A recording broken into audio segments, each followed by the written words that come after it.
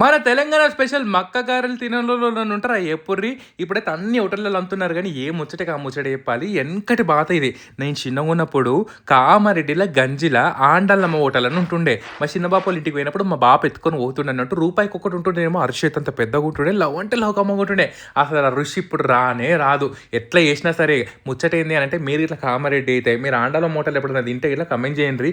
ఇప్పుడు ఆ హోటల్ ఉందా లేదా నాకే తెరకలేదు. ఉంటే ఇట్లా కూడా ఆమెకు కూడా చూపియ్యరు వీడియో.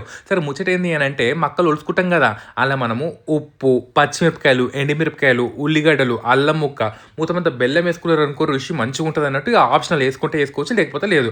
మంచిగా ముద్దలాగా కట్టుకోవాలన్నట్టు. చేసిన తర్వాత ఉడుకుడుకు నూనెలో ముందుగా మనకి ఎరికే కదా, ఎప్పుడైనా నూనెలో దేవిచ్చేటి వేసుకుంటే ఒకసారి డిష్ తీసి వేసినాం అనుకోర్రి, నూనె నూనె రాకుండా ఉంటే బయట డిష్ కూడా కొట్టకుండా ఉంటుంది. మంచిగా ఇట్లా తడిగుడ్డ మీద కొట్టేసుకొని ఇట్లా గారెలు గోలించుకున్నారు అనుకోర్రి, ఎర్ర గోలించుకుంటే ఎంత కమ్మగా అంటే అంత కమ్మగా ఉంటాయి. మక్క గారెలు అయితే నాకు బాగా ఫేవరెట్ అబ్బా. మీకు కూడా ఇష్టమైతే కమెంట్ చేయరు మర్చిపోకర్రి.